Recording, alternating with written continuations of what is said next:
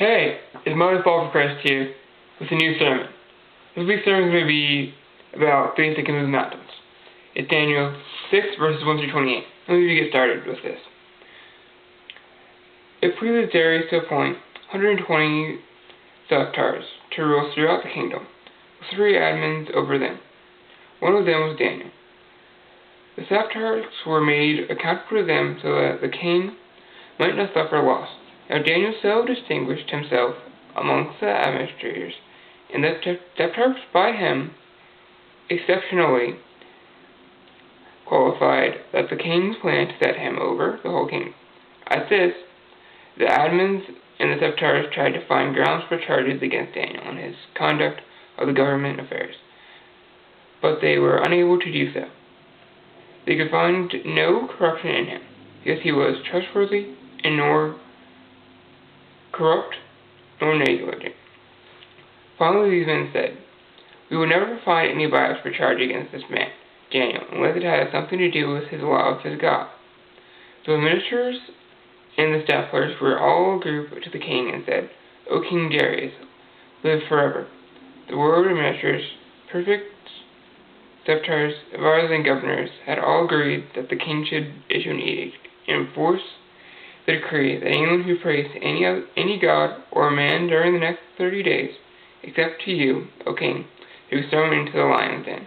Now, O king, issue the decree and put it in writing so that it can't be altered, in accordance with the law of the Medes and the Persians, which can't be repelled.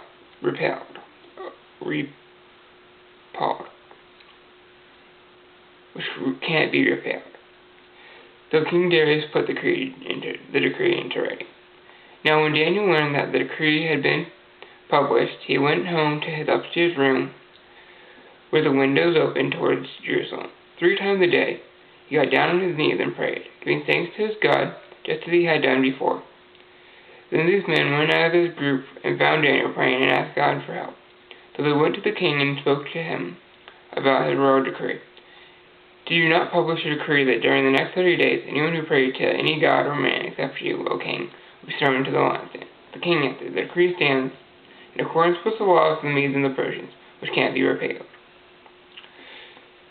Then they said to the king, "Daniel, who is one of your exiles from Judah, paid no attention to you, O king, or to the decree you put into writing. He still prays 3 times a day." When the king heard this, he was greatly distressed.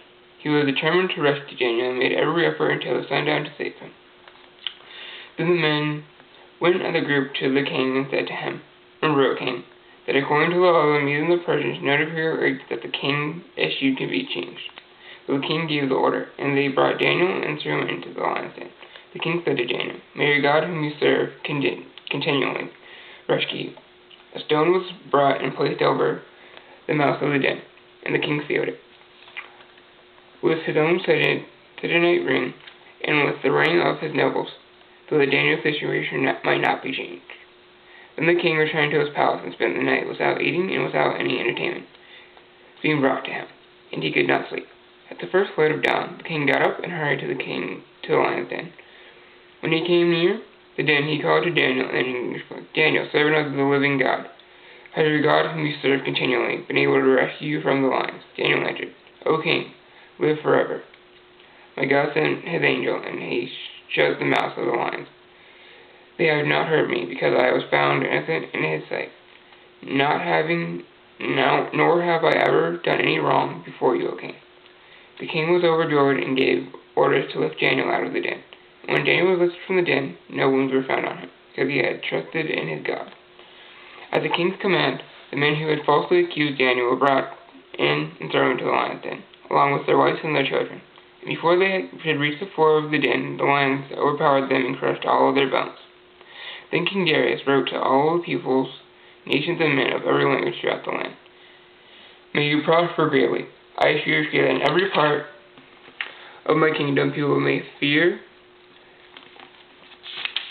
Let me go back. I'll read from verse 25. Then King Darius wrote to all the people, nations, and men of every language throughout the land, "May you prosper greatly. I decree that in every part of my kingdom people must fear and revere the God of Daniel, for he is the living God, and he endures forever. His kingdom will never be destroyed, his domain will never end. He rescues and he saves. He performs signs and wonders in the heavens and on earth. He has rescued Daniel from the power of the lions. So Daniel prospered during the reign of Darius and the reign of Cyrus the Persian.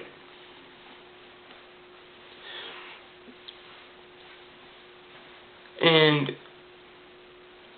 I have more verses for this, but the big point in this story is that as long as you trust in Christ and God the Father, you will prosper and your faith will be able to get you out of the hardest situations. The next verse I'm going to read is Galatians.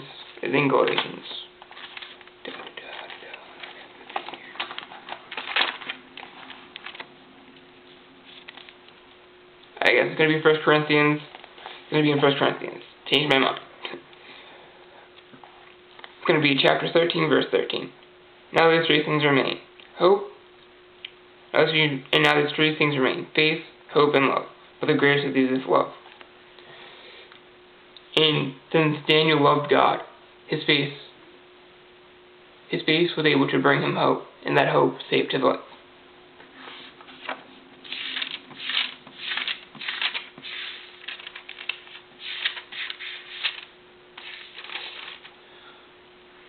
Another verse that's really encouraging for people who are going through struggles is Romans 8, verse 31. What then shall we say in response to this? If our God is for us, then who can stand against us? Which is why Daniel knew that the men could have thrown him in there falsely, and God would save his life through an angel, because he had done nothing wrong.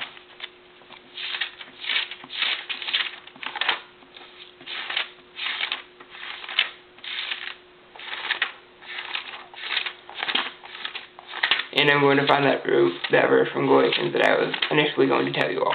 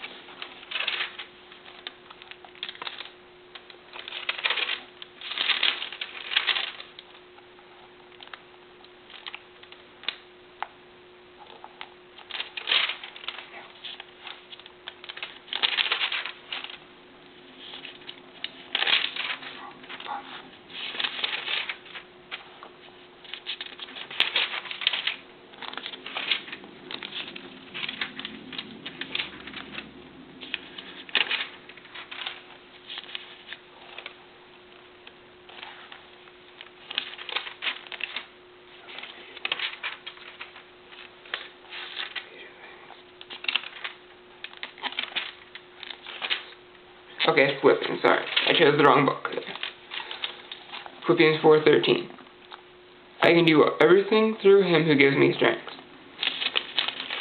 Daniel knew that he could pray to God, and even though that edict was going to put him in the lion's den, that he knew that God would come through for him, and that no matter what, he would be able to survive.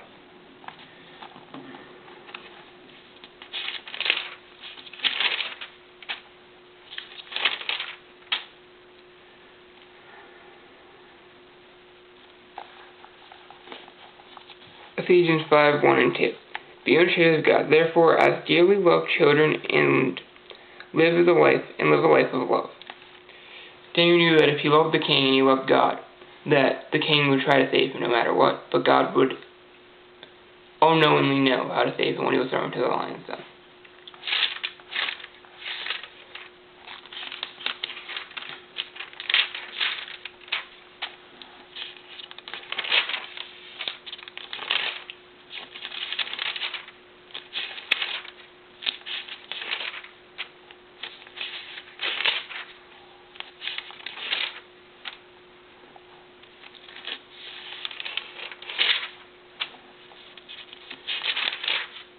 Thank you all for watching, and tune in next week for another sermon.